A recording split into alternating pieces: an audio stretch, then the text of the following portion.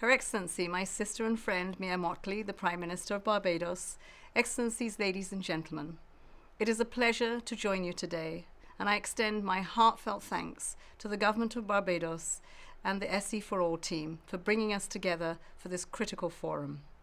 This year marks a pivotal milestone, the 10th anniversary of both the Sustainable Development Goals and the Paris Agreement. A decade has passed, and while progress has been made, we remain far from our targets. Fossil fuel emissions continue to rise, renewable energy investments in developing countries are insufficient, and too many people still lack access to clean and affordable energy. At the heart of this challenge lies SDG 7, ensuring access to affordable, reliable, sustainable and modern energy for all. It is critical to achieving our climate and development goals.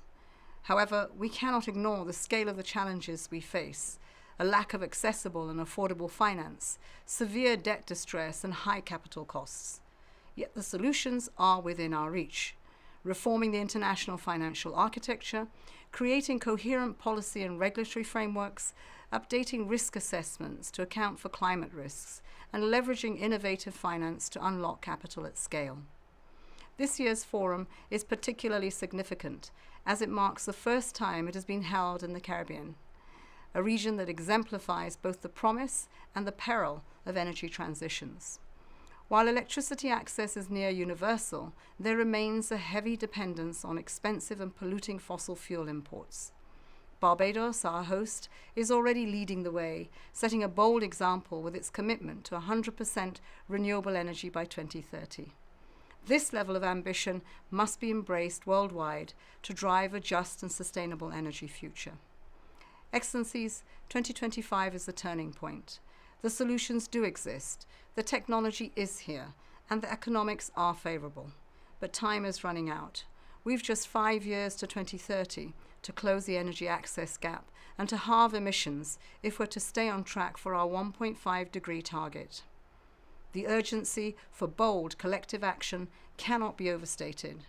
As you engage in these crucial discussions, I urge you to focus on 3 guiding principles. First, collaboration is more crucial than ever.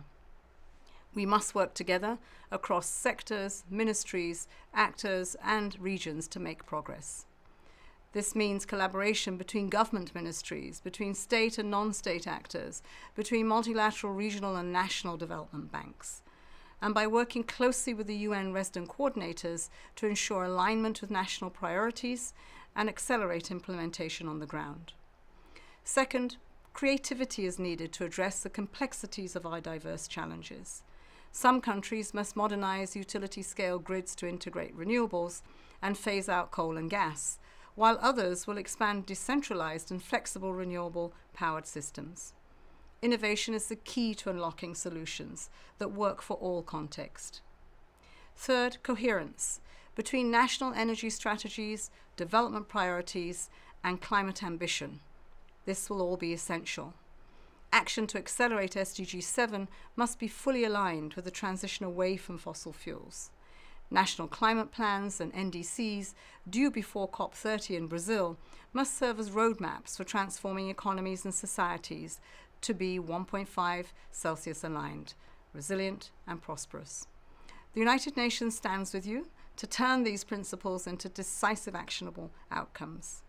Excellencies and friends, our window for action is closing, and we cannot afford to delay. This is a moment to transform commitments into results. A cleaner, fairer, and more resilient energy future is within our reach. Let's work together, rise to the challenge, and turn our collective ambition into tangible impacts. Thank you.